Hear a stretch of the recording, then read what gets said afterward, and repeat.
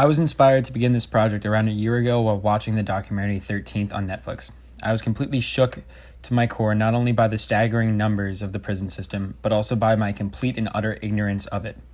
It was then that I knew that I wanted to spend my senior project learning more about the criminal justice system in an effort to lessen my ignorance.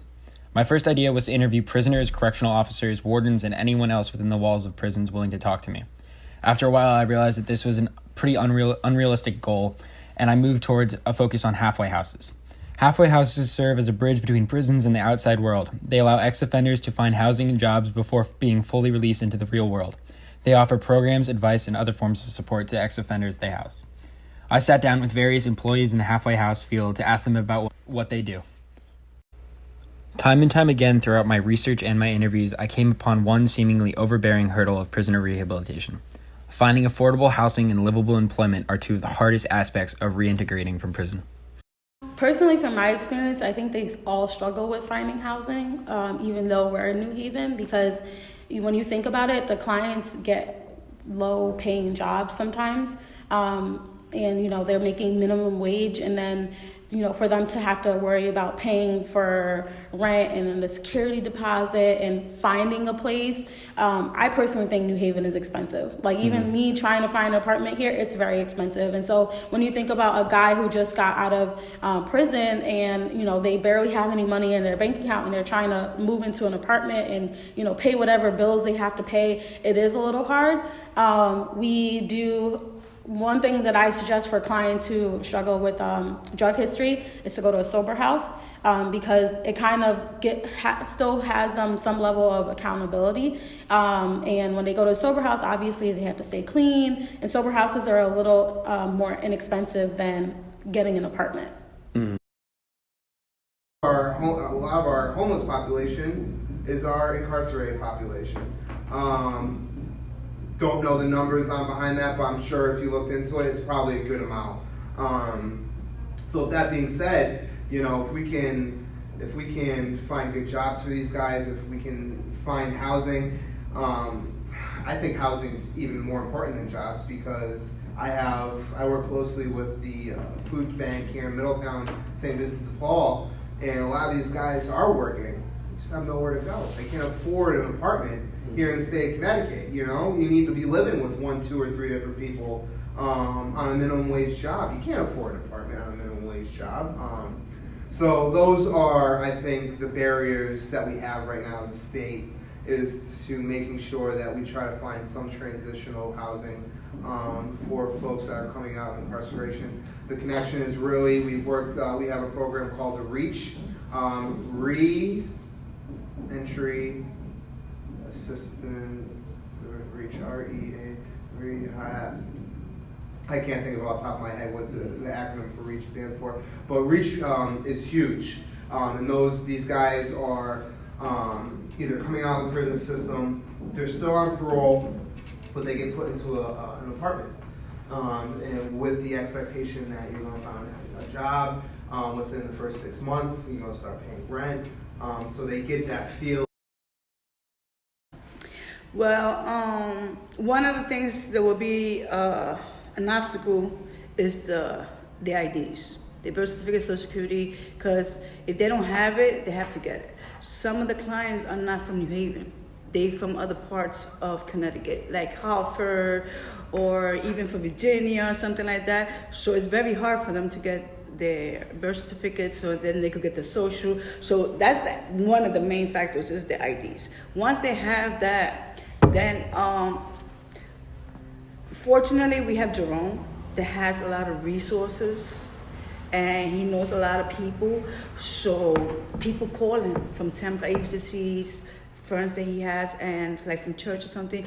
Oh, Jerome, we're looking for someone that has a pick lift license, or we need somebody that has the OSHA license, construction and things like that. And if you have any guys, can you send them? And so that's one of the ways to connect. But it's hard for them to find jobs on their own, especially when you have a criminal record. It's like you label, and some people don't want to give them a chance. And I feel everybody deserves a second chance.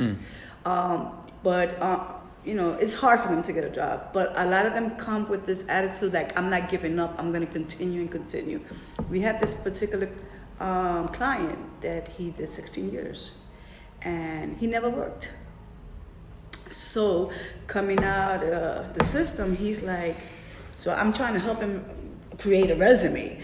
I'm like, come on, when you was in there, did you take a course? Did you did something? No. I'm like, you didn't go to school, you didn't get your GED, no, nothing. So I'm like, wow. So I'm here trying to break my head, like, how am I gonna create a resume for this guy when he has no experience? But what I loved about him, he had this attitude, I'm still gonna go without a resume, let them know that I never worked, unfortunately, and that I don't have a resume, but if they give me the chance, I will prove to them I could do the job. And he kept on, and right now, he has a part-time job, and Monday he starts another job. Awesome. Yeah, and he's like, Joanna, I did it. And I'm like, oh my God, I'm so proud of you. And me telling him those words, you had to see his face light up. Like, he's like, yeah, I did it. And I'm like, yes, I'm so happy for you. That's what I'm talking about, and stuff like that. So that right there makes me feel good because. One of the most compelling and interesting stories I came across during my interviews was one from the Roger Sherman House about a former client's difficult path to finding housing. I come there every day just to help somebody. The other day we had a guy who's, how you call that? TBI, traumatic brain injury. And if you see how he move around, you think he crazy. The way he talks, you think he crazy. He always compulsive, everything has to be in order, this and that. So I talk to him. I talk to him normally, hey, Ali, how you doing today, man? Hey, Jerome, this and that.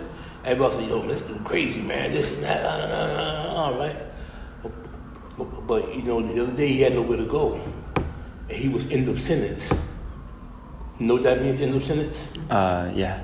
That means he had no more confinement with Department of Corrections. We can't hold him no more. But he got nowhere to go. Oh, sorry, hey, Jerome. Hey. Hey, can I just step in just wanted to see if there was still a stain here. There's a stain on the floor. And he was really, really adamant about not going into the shelter. And and by having these connections in the community, I got him a place to go. And I tell you, the gratitude that this guy had, man. I drove him over to the place, and he cried all the way over there, man. Just thanking me, man, but that's the rewards of it, man. That's the rewards of it. You see somebody who come in the door broken, it's like putting together a puzzle. And to get him housed, he was so happy, man. He called me this morning. Hey, Jerome, this is me, Ali. I just want to say, hey, everything's going good. I said, that's good, Ali, man. I said, you ever need me, man, you call back here, man, Anything I can do to help you, man, then I will, But these are some of the stories. Then you have some guys who... Client that just left on Friday. No, was it Friday? Yeah, the 26th Friday. He didn't have nowhere to go. Nowhere to go at all. And then this particular person, he has a little difficulty because he had a surgery in his brains. Oh, I think I actually talked to Jerome about him earlier. Yes, yeah. And Jerome helped him out. Yeah, Jerome. Yes. Oh my God. It was like, you don't know. It was really hurting us and stressing us out because I was like, how he's gonna go to the street and how he's gonna defend for himself. He's not abnormal, but he's not normal. He's like a child sometimes. So it's like I was worried for him. And then he was like, none of his family wanted to take him back. And if I'm not mistaken, the reason why is because while he was incarcerated, one of his sisters took his money from the bank because he gets an exercise check, disability check. And I think somebody was taking because then it came out that he owed social service like $7,000. So Wow. he was reporting that and everything, right? And so they didn't want him in the house. And then the only person that cared for him was the mother, and she died like a month ago. Oh wow. Yes, she died. So he was like all alone. And honestly, I was so worried about him. Friday, I left work at about 8 o'clock at night. I called the program and I told the case manager, Manny, that was his client, can you call, this person just to find out if he's okay? And before he left, I made sure I gave him like 3 bottles of water. I gave him chips. I gave him bananas. I gave him fruits. He was like, okay, Joanne, that's it. And I was like, just to make sure you got food. Because I was like so worried about him. So, and then Manny was like, oh, I called him, no answer. And through the whole weekend, no lie, I was thinking about this, man. I was like, thank God, please, I hope he's okay. I hope he's okay. Monday morning, I come to work. Who's sitting there? He is. I'm ready. Because Jerome was trying so hard to find him a bed in that program. And they had a waiting list, so he had to wait until Monday. But he was here early on Monday, so when I saw him, I was happy. I was like, oh my God. And then to find out that Jerome said, oh no, it has to be until Tuesday. Promise, because somebody, I think canceled or something like that. So Tuesday. So he was here bright and early on Tuesday, and they took him. Actually, they drove him to the place and everything, so he's there now. So that's it. We won't worry about him no more. That's awesome. Yeah, that's a huge win. Like, yes, good feeling. Yes. I'm happy because I'm softy. It's because, I'm a mother, I'm a sister, I'm a daughter. Boundaries are an important part of rehabilitation work. There is a fine line between a personal and professional relationship, and halfway house employees are tasked with walking this thin line day in and day out. So, as a short-term kind of like how inmates or residents come for like short amounts of time to your facility, do you get the chance to really like develop like personal bonds with the people that come, or is it kind of like do you hesitate from forming those kind of personal relations? Well, being in this field, you have to have boundaries. I talk about boundaries in every staff meeting. I talk about boundaries in every interview. I talk about boundaries in every supervision I do with my staff members. Boundaries are huge. Yes, we're here to help. No, we're not here to be personal. You have to make sure you draw that line between work and personal, because that can be a disadvantage. If you really start building a bond with these guys or with any type of folks when you're working in any type of social service field, if there's a negative outcome towards it, that can affect you personally and mentally. Big thing with this field, burnout is, it's huge. It really is. And as a case manager, as a client service aide, as a program manager, I'm working. We're working with these folks 40, I'm upwards 50, 60 hours a week. You can't build relationships. You can build working relationships, but you can't build personal relationships. You just can't do it. You really need to make sure. I like to get to know my guys. I do. I will sit down at least once or twice during a 30-day stay and really have a good conversation with every single man that steps into my program. Sometimes that's to learn a little bit more about them, and that's to make sure that they get the best treatment possible while they're in my program. So to answer your question, no, you just can't. You really can't build, close relationships due to the fact that we have to remember we do have a job. And once you start building these relationships, you can. Come on, man, stop, man. Just stop, please. Matter of fact, let me have that, man. Until you get it right, man. Oh, Jerome, man, I don't want. There's no buck, man. Let me have that, man. Now you see the real person come out now. The MF word and this and that, Man, I got tough skin, man. So I tell him, yo, that's what you got. Yeah, I can model. But I don't look at me like that though, And the boundary issue is huge, man. It is a big thing, man. You know, if I bring something for this one, then I can bring something for everybody. That's just the way it is. Mm-hmm. You know, and if I do bring something to somebody, I make my supervisor aware. And I say, hey, listen, this guy got no clothes, you know, or I try to bring enough stuff, not just for him, but for maybe 10 or 15 other people. Mm. You know what I'm saying? So they can't say that I'm playing, you know, I'm playing with this guy favoritism with this person or something like that. Because the boundaries is huge. In this field, that's the number one thing, is boundaries.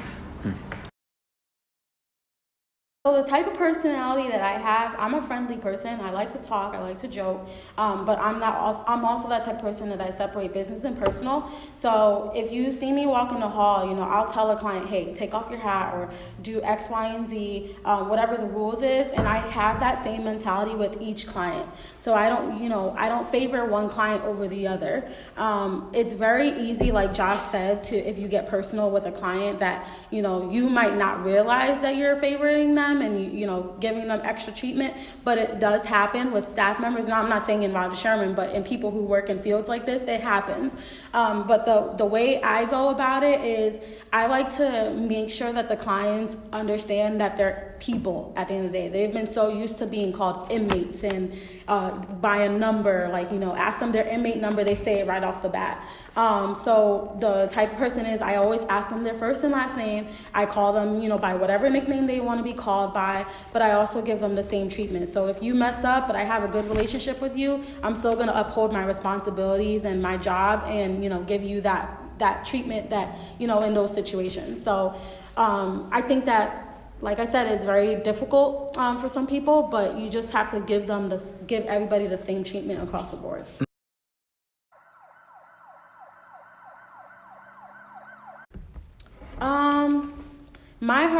Personally speaking, my hardest part of my job is being so young.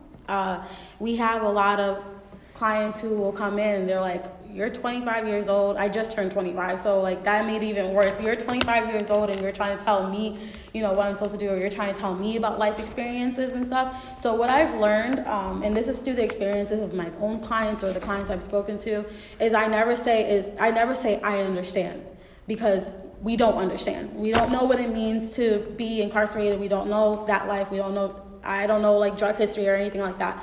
So I always say like, I hear you, or, you know, I hear what you're saying, just to like let them know that I'm actively listening, but I'm not trying to say that I'm relating to what you've gone through. So I think that's like the biggest thing, is my age. And that kind of quickly bypasses because they see I'm down to earth. They see like, you know, I'm willing to listen and talk to you. And I personally think that you can connect with anybody that you meet because there's always one thing that you have in common. Well, honestly, the hardest part of my job is the scheduling. It's not even the clients. It's the scheduling or looking for coverage when somebody's calling out. Because we have 3 shifts here. And there always has to be the least 2 persons per shift. The least. So that's like honestly my hardest. Because It's making sure you always have I'm people. always coverage, yeah, and people are doing the jobs like they're supposed to and things like that. That's basically it, because I really don't. I thought when I first started this job that I was gonna have problems with the clients and doing things, but honestly I don't. I really don't. You know, there's always 1 or 2, but it's not something constantly. Like I have experience getting cursed at because I don't give them a pass or something like that, but. You know, thanks God no one has put their hands on me or spit at me or anything like that. You know, they curse at me, I'll be like, all right, just walk away. Yeah. You know, then they'll come back later. Oh, I'm so sorry, I didn't mean it. So I know, I just walk away and stuff like that. But like I said, it's basically the scheduling. that sounds tough. Yeah. Lethal force. Yeah. What's the hardest thing in my job? Wow, that's a good question.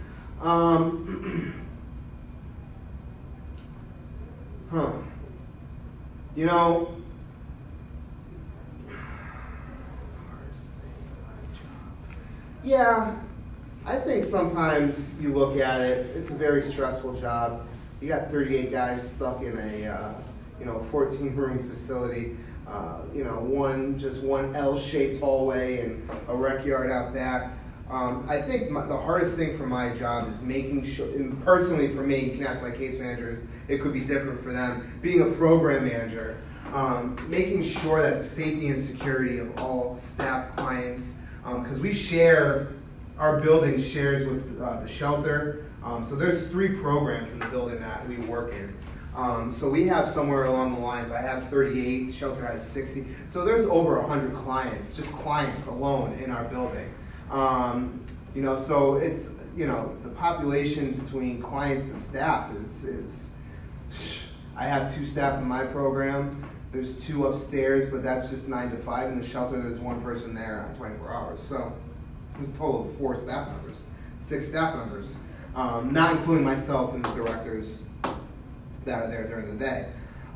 So making sure that we maintain a safe and secure environment can be difficult.